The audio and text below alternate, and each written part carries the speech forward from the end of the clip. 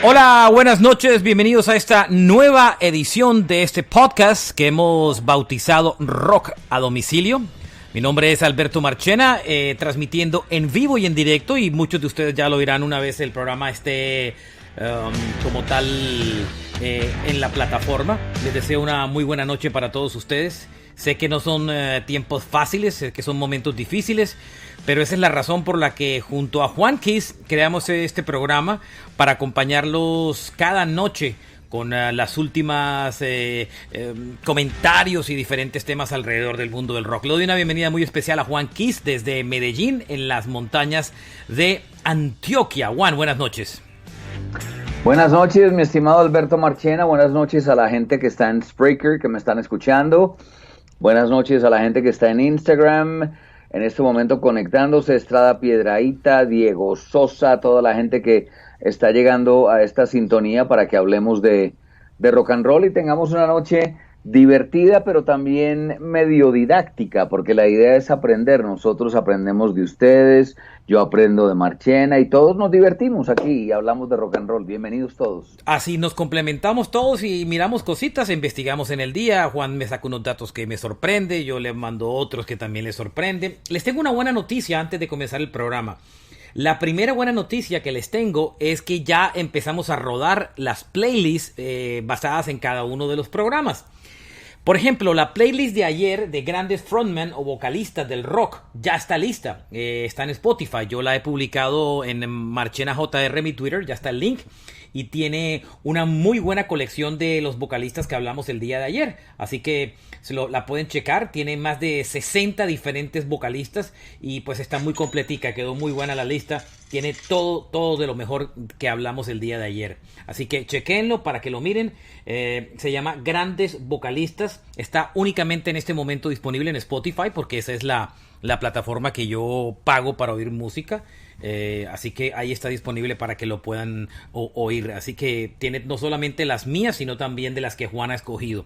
Y una vez terminemos este programa, quedará automáticamente disponible también en Spotify la playlist con los mejores álbumes en vivo, que es el tema del día de hoy. Hoy vamos a hablar de los mejores discos en vivo, en concierto, incluyendo los famosos Unplugged. Incluyendo los unplugs. Ve, yo no puse ningún unplug en mi listado por ahora. Uy, ya veo que le van a faltar varios de los que yo tengo. Me van a faltar, yo creo que muchos, pero he hecho un listado concienzudo todo el día. He estado pensando, he estado buscando. Yo normalmente estos listados, Marchena y oyentes, los hago. O sea, yo recuerdo mi pasado. La música es el instrumento que me hace recordar cosas de mi pasado que normalmente olvidaría. Por ejemplo, le voy a poner un ejemplo muy sencillo. Yo en 1981 me enamoré de un álbum en vivo que se llama Tokyo Tapes, de Scorpions, y gracias a ese álbum yo recuerdo todo lo que ocurría en 1981 en mi vida. Entonces, eso es lo que hago durante todo el día. Voy recordando esos álbumes que significaron algo para mí, o porque los compré, o porque me gustaron mucho, o porque los escuché mucho. En fin, por eso más o menos esa es la investigación que hago todo el día. Yo hago un proceso un poco diferente. Por supuesto, lo primero que hago es que miro muchas listas que han hecho alrededor del tema. Digamos que hago una investigación, miro Rolling Stone, Billboard, Landwire, Hit Parade del pasado, grandes listas que han salido sobre el tema que tengamos. Y específicamente para para el programa de hoy, de los mejores álbumes en vivo, como no son los mejores, sino los que más le gustan a uno, que eso vale la pena aclararlo, hay una gran diferencia. Lo que me hice fue me puse a buscar entre todos mis vinilos y mis CDs, cuáles tenía, cuáles me gustaban, cuáles me habían marcado más durante la vida. Y yo creo que esa es un poco la magia del programa de hoy y de la opinión de ustedes. Ustedes pueden opinar a través del Twitter de JuanKiss67 o Marchena JR. Y la clave no es decir los que les parezcan los mejores, los que aparezcan en un listado, sino los que ustedes han oído y consideren que son los más importantes de su vida. Vamos a ver cuántas similitudes vamos a tener Juan y yo. Creo que este programa va a ser de los más distantes que hemos tenido, pero veamos. Usted sacó. Ese es el Frampton el que tienen ahí, ¿no? El Frampton Comes Alive. Este es el Frampton Comes Alive. No lo tengo en vinilo, lo tengo en CD, no lo tengo en vinilo. Tengo pendiente. Le voy a ir mostrando algunos que logré encontrarme porque esta idea se me ocurrió 15 minutos antes de arrancar, entonces alcancé a encontrar algunos. Se los voy a ir mostrando, sí señor, claro. Vale la pena recordarles que este programa también se transmite simultáneamente en el momento que se hace en vivo a través de Instagram Live, ¿vale? Bueno, muy bien, vamos a arrancar y yo creo que nos vamos a ir como pimponeados, como dicen en las compañías disqueras, cuando oyen un disco. Vamos a oírnos uno a uno y después miramos algunos que no. Yo tengo una lista de 10 discos con 2 bonus track. Y yo tengo otra de 10. Pimponíamos uno y uno desde el 10. Desde el 10 hacia arriba. Yo no los tengo en orden, Juan. Yo sí los tengo en orden. No, yo no los tengo en orden. Yo no los tengo en orden. No me gusta hacer ese acto criminal. Así que para mí no hay problema de ponerlos en orden, pero igual, si los puede revolver y dígale, bueno, este es el puesto número tal, bueno, como quiera, pero yo no los tengo en orden, la verdad. Y después miramos unos que quedaron por fuera de las listas, pero que también son importantes, que han destacado en diferentes listas que han hecho en el mundo, y lógicamente los que los oyentes nos han mandado alrededor de todo el día. Bueno, lo dejo a usted comenzar con su primer álbum en vivo favorito. Primero que todo quiero aclarar algo, Juan, que se lo comentaba ayer. Los discos en vivo fueron muy importantes en la década de los 70s y algo de los años 80. Empezaron a desaparecer un poco en los años 90 y eso que los Unplugged le dieron un poco más de vida y les voy a explicar por qué perdieron popularidad. Cuando los grupos firmaban con sus compañías de discos, con las grandes majors, Warner, Sony, Universal, Mercury, todas las grandes compañías, EMI, los discos en vivo contaban como contaba como un álbum completo como parte del contrato. Cuando un grupo firma con una disquera, firma no por años, sino por discos. Entonces digamos que yo firmaba con EMI por 5 discos. Los álbumes en vivo en la década de los 70 y parte de los 80 contaba como un disco de ese contrato.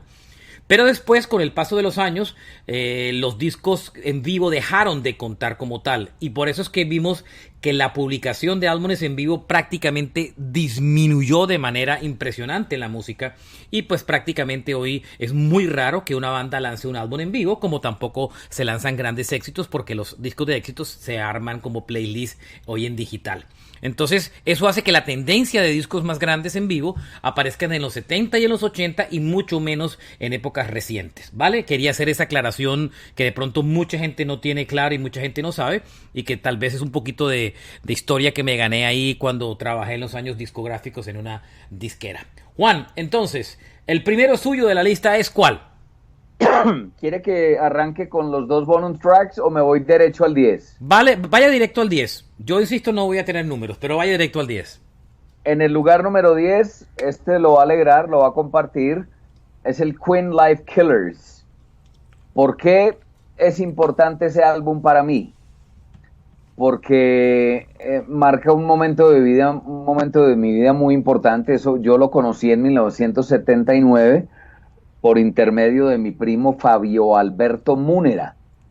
A Fabio Alberto, que era mayor que yo 3 años, le encantaba Queen y él iba mucho a mi casa y yo iba mucho a la casa suya, y él fue el que me mostró ese álbum, ese acetato que me lo ponía en un equipo de sonido Pioneer maravilloso que tenía su papá, que se llama Fabio también, mi tío, y eso sonaba perfecto en ese equipo. Recuerdo que la casa quedaba por el sector de la 4ª Brigada aquí en Medellín, y yo me enamoré de ese álbum, lo grabamos en su casa en cassette y luego mi papá me lo compró original, por varias razones. Es un momento de mi vida muy importante, estaba yo enamorándome del rock and roll, año 79, tenía 12 años apenas, y a mí me sorprendió gratamente esa primera canción con la que abre el Queen Life Killers, que es una versión rápida de We Will Rock You, que les recomiendo y vayan y chequen. We Will Rock You del Queen Life Killers. Eso es una cosa supremamente brutal. Vale la pena aclarar. Make Love. Vale la pena aclarar, Juan, algo que yo en esa lista no tengo ese álbum, tengo otro álbum de Queen en vivo. Este disco es importante por una razón, porque inclusive yo también llegó a mis manos, no era mío, me lo prestó un amigo del colegio, y ese Queen Life Killers fue antes de la época comercial de Queen, de Another One Bites the Dust, de Crazy Little Thing Called Love, fue previecito al comienzo de la década de los 80, entonces como que cerró ese capítulo en la música de Queen de los años 70. Si lo chequean, ese Queen Life Killers se van a encontrar con un álbum súper interesante y digamos que enfocado en los discos de los años 70. Gran disco, gran disco, gran disco. Y muchos coleccionistas de pronto no lo tienen porque se van sobre todo a esos discos mucho más recientes de vivo de Queen. Pero suenan muy heavy, muy sí, rock muy bueno. duro en ese álbum. Muy bueno. Yo de Queen tengo otro álbum que de paso voy a aprovechar y lo voy a sacar aquí de una vez y en esta lista, y es, digamos que está dentro de mi lista de los 10 primeros. Es el Queen Live at Wembley, un disco grabado en el año 86. Es un disco del año 86, pero que fue publicado realmente en el año de 1992. Este disco me gusta porque digamos que en el Live Killer Freddie Mercury ya era grandioso, pero en el Live en Wembley era monstruoso, ya era una superestrella.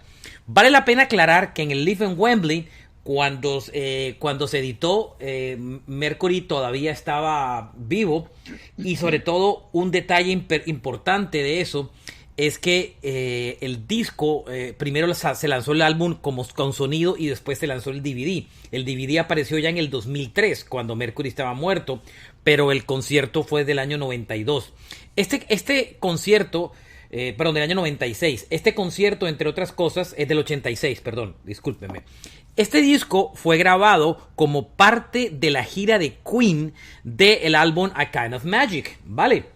Hizo parte de esa gira, de la Kind of Magic. Este concierto fue después de la presentación de Wembley. Y digamos que fíjense que aquí hay una cantidad de detalles que la gente no sabe y que a mí siempre me molestó mucho con la película Bohemian Rhapsody, porque en Bohemian Rhapsody, supuestamente durante los ensayos de la presentación del Live Aid, Freddie Mercury comparte con su banda que es positivo de HIV.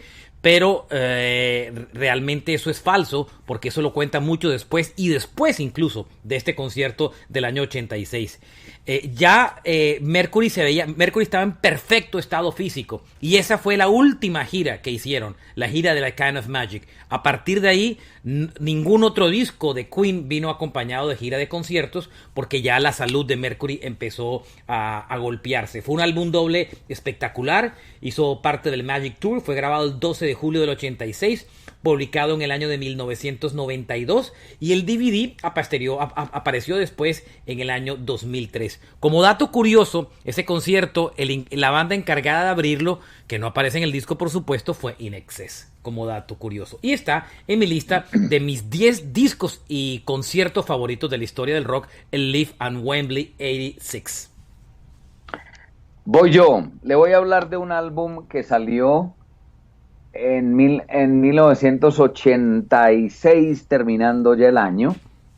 La banda es Judas Priest. Tengo otro álbum en vivo de Judas Priest, pero ese me parece muy importante. Yo sé que los puristas dicen que el álbum de 1978, que se llama Unleashed in the East, es mucho más respetado, repito, por los puristas y los fanáticos, pero para mí es muy importante ese álbum de Judas Priest que se llama Live. Es álbum doble, yo recuerdo que lo compré en acetato, por ahí lo tengo, pero no lo encontré, y es de un color como ocre, muy bonito. No me gustó, fue porque no salía el logo oficial de Judas Priest, pero eso hace parte de la gira de un álbum que se llama Turbo Lover. Turbo Lover es un punto de quiebre en la carrera de Judas Priest, porque ellos venían de una seguidilla de álbumes maravillosamente exitosos y todos muy heavy. El British Steel, el Point of Entry, Screaming for Vengeance, Defenders of the Faith, y es ahí donde publican el Turbo Lover, que es un Judas Priest con teclados. Imagínese eso, Alberto Martínez. Era un sacrilegio en esa época. Claro. Pero a mí me parece que son muy bien ejecutados. A mí me gusta mucho el Turbo Lover, y ese álbum en vivo de 1986 se los quiero recomendar. Se llama Priest Live y es mi lugar número 9. 1986, Judas Priest en vivo. Yo sigo en vivo, no tengo un orden específico, y me encuentro con un álbum de la banda The Eagles, recordados por muchos por clásicos como Hotel California y todas estas canciones. Y aunque ya la banda había sacado previamente un disco en vivo, este álbum es uno de mis discos favoritos de la banda y se llama Hell Freezes Over. le voy a contar la historia de ese disco. El Hell Del Freezes título. Over. ¿Ah? Del título. Del título, ¿Sabes la correcto. historia del título? Sí, esa es la que voy a contar. La historia del Hell Freezes Over, entre otras cosas, de ese álbum, fue... Los Eagles ya eran una banda grandiosa, habían hecho todo, habían grabado Hotel California, eran una banda espectacular.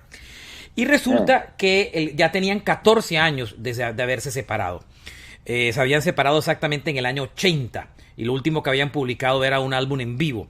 Y resulta que en una de las entrevistas previas a la separación del grupo en el año 80, le preguntaron a Don Henley, que era el baterista del grupo y uno de los cantantes y compositores, que cuándo creía que los Eagles se iban a reunir otra vez. Y él le contestó, when hell freezes over. Y eso es cuando cuando el infierno se congele. Y de ahí, cuando decidieron reunirse, porque ellos se reúnen porque hacen un álbum country tributo a ellos y uno de los cantantes los invita a aparecer en el video, entran en buenas conversaciones y se reúnen. Lo primero que deciden hacer antes de una gira es grabar un unplugged de alguna manera por MTV, porque este es un disco unplugged de MTV, y graban este disco. El disco, curiosamente, tenía 11 canciones en vivo y unas 4 canciones acústicas. Fue publicado en el año de 1994 y se llamaba When Hell Freezes Over. Y digamos que presenta en versiones acústicas todos los clásicos de la banda Eagles, más algunas canciones nuevas en estudio, como Get Over It y Love Will Keep Us Alive. Lo característico de este disco es la versión de Hotel California, porque esa versión tiene un intro espectacular de solo guitarras acústicas, que es preciosa. Aquí, para que la recuerden un poquitico.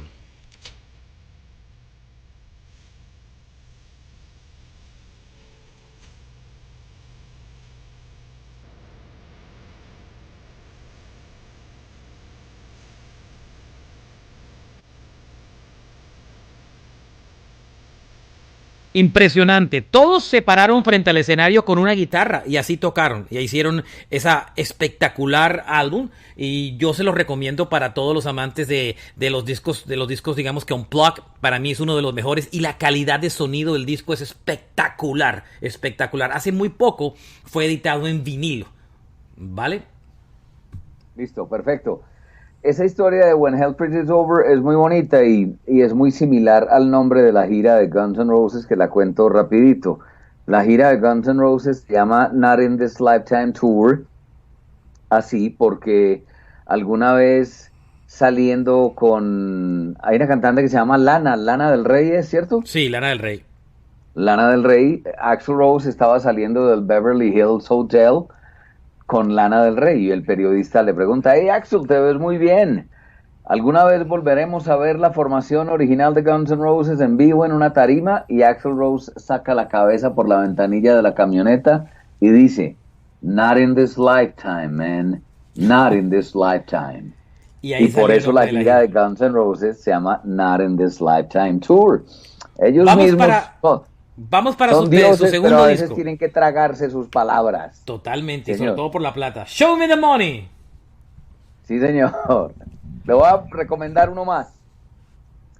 No voy a demorarme mucho, porque es Judas Priest otra vez. ¿Otra Se vez? llama otra vez Judas Priest. El álbum del 79, que es el más respetado en vivo de Judas Priest, se llama Unleashed in the East. Es el remate de esa época gloriosa de Judas Priest de los 70s, y tiene canciones como Exciter, Running Wild, Sinner, The Ripper, The Green Man Alishi, Diamonds and Rust, Victim of Changes, Genocide. O sea, ese álbum es para dejarlo rodar y escucharlo eternamente si es posible. Tiene una producción maravillosa que es muy la producción de los años 70s, la producción de los años 70s. Ahorita vamos a ahondar ahí cuando hablemos de Phantom, de Cheap Trick y del Kiss Alive. Los álbumes en los 80s sí los hacían en vivo, solo que en la consola los retocaban. Más adelante les vamos a ahí contar va a haber cómo es controversia. esa historia. Bueno. Ahí va a haber algo de controversia, pero es una historia bonita y la tienes que saber. Vale. Me quedo con ese álbum, lugar número 8, Unleashed in the East, Judas Priest, cerrando esa década de los 70s. Para mí, mi siguiente álbum de la lista de los mejores álbumes en vivo también coincide en muchos discos. Yo hubo una época en que me enloquecí con este álbum. Yo empecé a ser fanático de U2 desde el álbum de Unforgettable Fire, específicamente, pero antecito de Unforgettable Fire, en esa misma época, en el año de 1983, U2 publicó el mejor álbum en vivo que ha hecho en toda su carrera. Se llamaba Under a Blood Red Sky, bajo una sangrienta cielo rojo, por así decir. La historia es que este es un álbum en vivo cuando U2 todavía no se había convertido en superestrellas. Este fue un álbum en vivo grabado antes del Joshua Tree, que el álbum de With or Without You, de I'm Still Having Fun What I'm Looking For y todo eso. La historia es que el grupo estaba empezando a romperla en el mundo y durante la gira de Unforgettable Fire los invitan a tocar en un sitio que es majestuoso en Estados Unidos, que se llama Red Rocks, en Denver, Colorado. Y es un anfiteatro que está metido dentro de las propias montañas. Ese día, cuando fueron a grabar ese disco, era la época de Pride, in the Name of Love, The Bat y de todas esas canciones, cae un temporal impresionante en el concierto. Los dos grupos que estaban programados para abrir el concierto, entre ellos una banda que muchos conocen que se llama The Vinyls, lo de Touch Myself, decidieron no tocar porque había tan mal tiempo que había un riesgo muy alto que se pudieran electrocutar con los instrumentos. Pero Bono y The Edge y el resto de la banda dijeron: venimos aquí no solamente a grabar este álbum en vivo, sino a grabar un DVD y no lo vamos a dejar. El concierto estaba sold out, pero estaba tan lleno, el clima era tan malo que la mitad de la gente no fue al concierto a pesar que estaba sold out. Sin embargo, el grupo permaneció y hizo el show. Y fue uno de los mejores conciertos de la historia de U2. Era el Bono de pelo largo, ese Bono contestatario, político, el que levantaba las banderas. Era impresionante. Inclusive hace mucho tiempo Bono decía que en algún momento The Edge levantó una bandera y él creyó que se iba a caer, que se iba a electrocutar porque caían rayos y centellas. La visibilidad era nula, el grupo prácticamente no podía ver ni el público de toda la bruma de toda que estaba sobre todo el escenario. Era impresionante y yo les recomiendo que vayan a YouTube y busquen Under a Blood Red Sky y se van a encontrar un álbum maravilloso de YouTube previo a que se convirtieran en unas grandes superestrellas. Y ese está dentro de mis 10 discos favoritos en vivo. Juan, para usted. Perfecto, muy bien. Yo voy con otro, me quedo en 1978, finales de los 70s. La banda es de Hannover, Alemania. Scorpions venían de 3 álbumes que los ubicaron como reyes del heavy metal en Europa, todavía no entraban a Estados Unidos. Scorpions entró al mercado norteamericano, el más apetecido de todos, con un álbum del 82 que se llama Blackout. Pero venían en el 75 In Trance, en el 76 Virgin Killer, en el 78 Taken by Force y rematan con el Tokyo Tapes. Es un álbum muy importante para mí porque nunca lo tuve en acetato. Ese álbum me lo regaló un gran amigo mío, original americano, el cassette, Alex Oquendo, Alejandro Emilio Oquendo, que conocemos como Alex Oquendo, el vocalista de una banda que se llama Masacre. Yo conozco a Alex desde 1980. En 1980 él me regaló ese álbum original en cassette, The Scorpions. Es un álbum, luego seguiría el Love Drive y de ahí en adelante la época supremamente exitosa de Scorpions de los 80s, pero ese Tokyo Tapes tiene All Night Long, Pictured Live, tiene Will Burn the Sky, She's a Woman, no, He's a Woman, She's a Man, Fly to the Rainbow, y en ese álbum está Uli John Roth, el guitarrista con el que comenzó Scorpions después de Michael Schenker. Ese es uno de mis álbumes favoritos, lo escuché hasta el cansancio y lo tengo dentro de mi listado. Se llama Tokyo Tapes, es de Scorpions, 1978. Bueno, a mí de Scorpions me gusta uno que se llama el Worldwide Life, el del 85, el de Big City Nights. Lo tengo aquí. Ese disco me encanta. Aquí está. Ah, bueno. Sigo avanzando en mi lista de álbumes y el siguiente que me encuentro en mi lista es un álbum para mí muy importante y este álbum lo hace Pink Floyd y se llama Pulse, el Pulse de Pink Floyd. Le voy a contar un poquito de la historia de ese álbum Pulse de Pink Floyd. Pink Floyd venían, entre otras cosas, de haber lanzado con ese disco, era la gira del Division Bell, y habían salido en concierto, y sobre todo porque se habían salido a defender digamos que un álbum relativamente bastante exitoso y muy bien reconocido por la crítica. Y Pink Floyd publicó ese Pulse en mayo del año de 1995. En el 94 habían publicado The Division Bell, y este era el álbum que respaldaba esa gira. Ya no estaba Roger Waters. Waters había dejado la banda en los años 80, comienzo de los años 80. Estaba Gilmour al frente del grupo. Hicieron un disco monumental, precioso, con una puesta en vivo espectacular. Y me acuerdo mucho, Juan, del CD, porque el CD me lo regalaron, ya estaba trabajando en radio y me habían regalado ese CD, y el CD tenía una característica: el empaque era precioso, era una caja dura, y venía como un librito dentro que se sacaba. Ese librito se abría, traía una cantidad de fotos y los dos discos a los lados. Pero la característica especial es que el CD tenía una lucecita roja afuera, con una batería conectada que nunca se acababa. Pulse. Solo hasta 10 años después de tenerlo, fue que me di cuenta que se había acabado la lucecita del disco. Era una lucecita como un pulso que siempre que yo lo ponía dentro de mis discos, el disco brillaba como tal, y me encantaba ese detalle. El álbum fue grabado de una manera brutal, una calidad de sonido impresionante, y digamos que es para mí de los mejores álbumes que la banda tuvo, y de los mejores álbumes en vivo, y sobre todo porque admiro mucho a Gilmour y me encanta ese disco. Pulse de Pink Floyd, álbum del año de 1995. Años después se editó el DVD, que me lo compré casi 10 años después. Se editó el DVD porque no existía en DVD, y ahí lo tengo, y es uno de mis discos favoritos para escuchar, el Pulse de Pink Floyd en vivo. Juan. Perfecto, muy bien. En 1979, Ozzy Osbourne estaba tal vez en el peor momento de su vida, adicto a la cocaína, estaba jugueteando con la heroína y bebía todo el día. O sea, era un alcohólico consumado. Black Sabbath estaba viviendo tiempos mejores porque reemplazaron a Ozzy Osbourne con Ronnie James Dio. Black Sabbath publicó un álbum llamado Live at Last en 1980. Pero luego de Dio grabaron Mob Rules, grabaron Heaven and Hell y grabaron un álbum doble en vivo.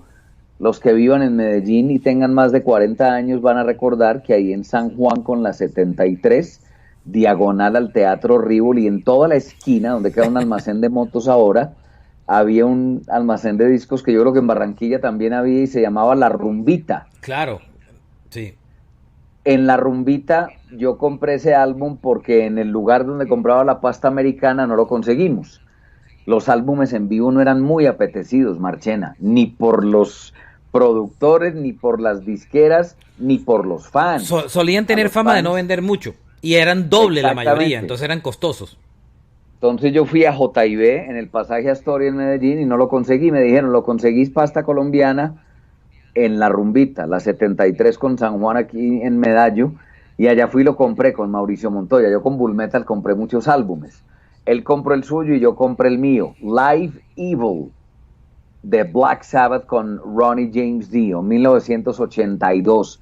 Ese álbum tiene una producción maravillosamente brutal. Son 2 álbumes: Neon Nights, NIB, Children of the Sea, Voodoo, Black Sabbath, War Pigs, Iron Man. Tiene todas las canciones, Heaven and Hell, que es una versión larguísima, maravillosa, con solo de bajo y solo de guitarra de Tony Iommi. Ese es uno de mis álbumes favoritos. Se llama Live Evil, salió en 1982 y es de Black Sabbath con Ronnie James Dio de la gira del Heaven and Hell. Mi siguiente disco de los álbumes preferidos en vivo coincide con muchas listas que leí hoy como uno de los mejores álbumes en vivo de la historia del rock, y muchos consideran que es el mejor Unplugged que existe. Y me refiero, por supuesto, al MTV Unplugged in New York de Nirvana, del año 94. Le voy a contar la historia un poco de ese disco. Ese disco se grabó realmente en el año de 1993 y se publicó días después o meses después de la muerte de Kurt Cobain. El álbum lo graban en Nueva York. Cobain estaba en uno de sus momentos más complicados en cuanto a la depresión y el abuso de las drogas. Incluso una noche antes de grabarlo, tenían un ensayo final, porque lo graban en la noche, un ensayo final en la mañana, y finalmente en el de la noche Kurt Cobain no fue al ensayo y muchos pensaban que no iba a aparecer. Sin embargo, en la mañana siguiente sí apareció y dijeron, bueno, sí va a estar. El disco es totalmente acústico. Pat Swimmer toca con ellos como invitado, el que toca hoy en Foo Fighters. El que acompaña a Dave Grohl en Foo Fighters. Pat Swimmer toca en el disco, ustedes lo pueden ver ahí. Y también aparecen invitados en el disco los integrantes de una banda que era muy cercana a Kurt Cobain, que se llama Meat Puppets. Ellos tocan una canción, un cover de ellos. El disco no incluía, digamos que, el repertorio de éxitos comerciales de Nirvana, como por ejemplo Smell Like Teen Spirit no estaba ahí, sino más bien como canciones oscuras y algunos covers. Habían 4 covers en el disco. Eran lo que los gringos llaman deep cuts, o sea, cortes escondidos de los discos. Entre los covers de ese disco hay uno muy especial que se llama The Man Who Sold the World, y es una canción original de David Bowie, que hizo David Bowie muy famoso en los años 80, en los años 70. Mucho tiempo después de la muerte de Cobain, en el 90 y pico, más o menos, tuve la fortuna de hacer la entrevista más importante que ha hecho en toda mi vida un artista, y se la hice a David Bowie. Se la hice en Los Ángeles cuando él estaba en la gira de conciertos de la Arena Tour junto con Moby. Él era el espectáculo central. Y me encontré con él en el bus de su gira. Estuve en una entrevista que estaba supuestamente a ser 20 minutos y terminamos 40 minutos hablando. La tengo totalmente grabada y algún día la voy a subir para que la puedan disfrutar. Y le pregunté a Bowie qué opinaba de The Man Who Sold the World, de la versión que había hecho Cobain. Y me dijo, no me consultaron nunca antes de la versión, no me molestó, pero la versión me pareció supremamente triste. Me acuerdo mucho porque cuando estaba en Radioactiva y pusimos la versión original de Bowie, ya era famosa la de Cobain, la de Nirvana, la gente decía que es ese cover tan feo que no me gusta, y era la versión original de David Bowie de la canción. Son muy diferentes, pero es preciosa. Para mí es el mejor unplugged de toda la historia, por encima del de Eric Clapton y de muchos más. Y para mí es un disco que vale la pena tener. El disco ha sido reeditado inclusive en muchas versiones, en DVD y todo. Y recientemente, por el aniversario, se lanzó una versión nueva en vinilo con tracks que no estaban incluidas en la versión original. El MTV Unplugged en New York del año 94, uno de mis discos favoritos en vivo de Nirvana. Le voy a rematar esa historia para que los escépticos le cojan un poquitico de respeto a Bon Jovi. ¿Usted sabía que los Unplugged de MTV se inspiraron gracias a Bon Jovi? He oído la historia. La historia es la siguiente. En 1989 Bon Jovi estaba en la cima del mundo. Se iban a realizar la entrega de los premios MTV y la cadena le dijo, lo que quiera don John Bon Jovi. ¿Qué tipo de montaje quiere que le hagamos? Lo que usted quiera. Y Bon Jovi dijo, 2 bancos, 2 micrófonos y 2 guitarras acústicas. Nada más. Y MTV, ¿cómo? 2 bancos, 2 micrófonos y 2 guitarras acústicas. Cuando salieron a cantar, hicieron 2 versiones maravillosas. Primero, Wanted Dead or Alive. Y le pegaron del álbum Slippery When Living Wet. on a Prayer. Y le pegaron Living on a Prayer. Ambas del Slippery When Wet. Ahí nacieron los Unplugged. Esa fue la inspiración de MTV para crear los Unplugged. Eso salió tan bonito que ahí cogió la idea MTV y empezó a hacer los Unplugged. Y remato la historia diciendo que el primer Unplugged de MTV no fue una banda ni de grunge ni una banda alternativa. El primer Unplugged oficial que hizo MTV fue con Rat. Y es una maravilla de Unplugged. Ahora sí le voy a contar el mío, lugar número 5, perdón. Cheap Trick Live at Budokan. Y ese lo tenemos, ese lo compartimos.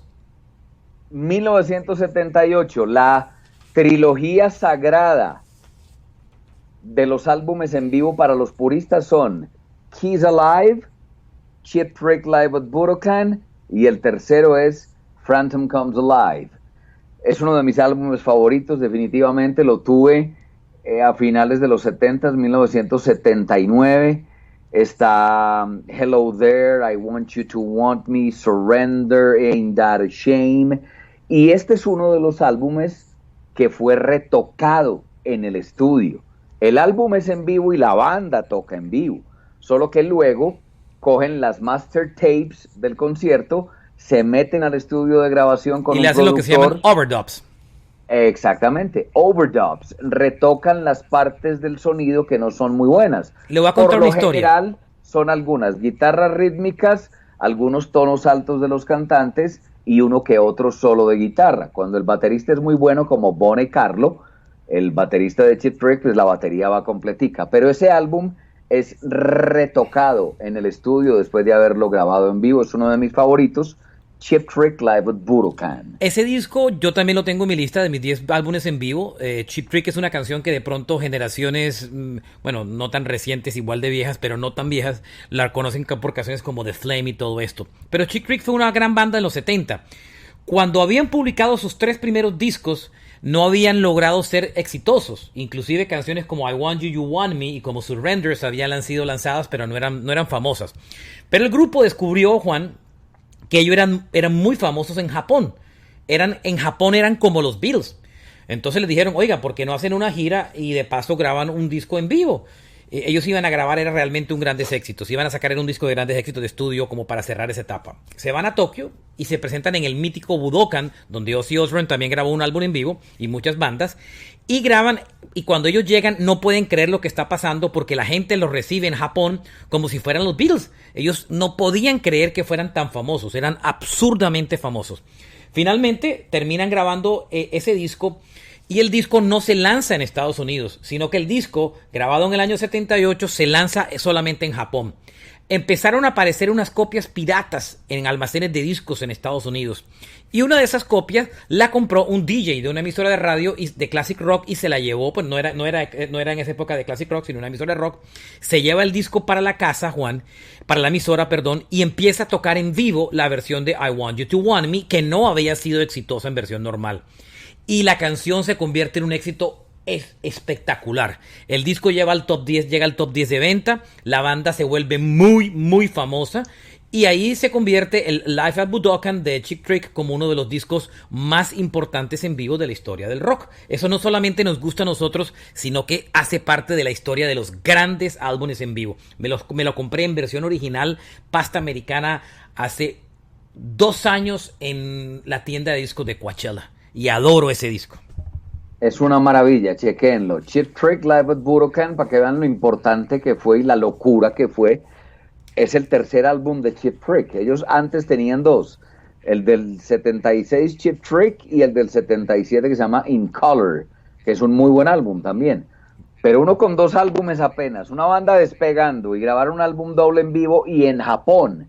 Miren las ironías de la vida. Y fue el álbum que los puso en el mapa. Pero chequenlo, muy bueno. Bien, Live at Budokan, Cheap Trick, sí. Me toca a mí y ahí me encuentro con un disco que me encanta también y me refiero a un álbum de una de mis bandas favoritas que realmente es un dúo y me refiero a el disco de Simon & Garfunkel del concierto del Central Park en New York, en vivo en el Central Park. Yo no sé por qué, Marchena, pero yo vi ese concierto, lo pasaron en televisión colombiana. Ese concierto lo pasaron en televisión colombiana, correcto. Yo lo vi con mi papá y mi tío Rodrigo, lo recuerdo perfectamente. La historia de ese disco es que, mire, Simon & Garfunkel es uno de los dúos más exitosos de la historia de la música. Paul Simon y Art Garfunkel hicieron música de grandes películas, El Graduado, Mrs. Robinson, Sound of Silence, Bridges over Troubled Waters. Bueno, son uno de los grandes de la historia del rock, porque combinaban rock con folk realmente. Y digamos que el grupo se había separado hace algunos años y por casualidades de la vida, en el Central Park de la ciudad de Nueva York, el parque estaba tremendamente descuidado porque el gobierno local no le metía dinero. Y finalmente, el alcalde, si no me equivocaba, era Ed Koch. Finalmente lo que termina pasando es que le piden a Simon & Garfunkel si se reúnen para hacer un concierto benéfico para recoger y restaurar el Central Park. Ellos estaban separados, ellos son un grupo que vivió y creció en la ciudad de Nueva York. Finalmente terminan haciendo el concierto en vivo. Fueron 500,000 personas, Juan. medio Oh, millón de personas en el Central Park, claro, ¿vale?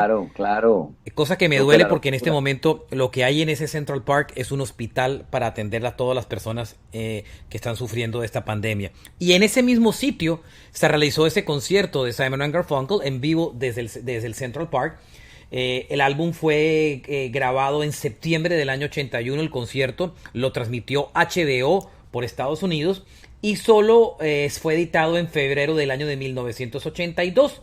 Yo quise ese disco tenerlo siempre y lo fui a comprar y el día que lo fuimos a comprar no lo había o mi papá me lo iba a regalar y no lo pudo pagar porque no aceptaron tarjeta y me quedé con las ganas. Muchos años después me compré el CD, otros años después me compré el DVD y hace algunos años atrás me compré la versión en vinilo que siempre soñé tener y que me quedé con las ganas. Tenía una característica, también tenía canciones en solitario de Paul Simon. Gran disco en vivo, se lo recomiendo, Simon and Garfunkel en vivo en el Central Park. Juan, 4 minutos para cerrar esta primera hora y despáchese con otro disco en vivo. Me da perfecto el tiempo. Usted lo mencionó, es uno de sus favoritos, Scorpions. La sacó del estadio con el Blackout del 82. Luego en el 84 grabaron el que así a ellos no les guste, es su álbum más importante. No, más importante no. Es el álbum más vendedor de Scorpions. A la fecha son más de 8 o 10 millones de copias. Se llama Love at First Thing. En ese álbum está Big City Nights. Rock En You ese Like a álbum Hurricane. está Rock You Like a Hurricane. Está Still Loving You, I'm Living You. Es un álbum perfecto de comienzo a fin. Es una absoluta maravilla. Cuando terminaron ese Love at First Thing, se fueron de gira por Estados Unidos. Ya eran grandes. Había que saborear las mieles del triunfo. Y tocaron por todo el circuito de California y eso lo grabaron. El resultado es un álbum que se llama Scorpions Worldwide Live 1985. Ni ellos pensaron que iban a ser capaces de superar el Tokyo Tapes. Y no solo, bueno, no voy a decir que lo superaron, ambos son muy buenos. Pero es un álbum maravilloso. Tiene todo el repertorio de Scorpions de los 70s y tiene todo lo de los 80s. Es maravilloso. Coming Home, Blackout, Bad Boys Running Wild, Loving You Sunday Morning, Make It Real, Big City Nights. La versión de The Zoo del álbum Animal Magnetism con el solo de guitarra con Talkbox de Matthias Jabs es absolutamente maravilloso. Le recuerdo ese álbum. Worldwide Live, Scorpions, 1985. Para esta segunda hora del programa, prepárense porque traemos muy buenos discos, incluyendo un disco que va a generar una controversia porque muchos, a pesar de que lo destacan por ser muy importante, consideran que el disco fue demasiado retocado en estudio. Ya hablaremos de eso en segundos en este Rock a Domicilio, hablando de los grandes álbumes en vivo.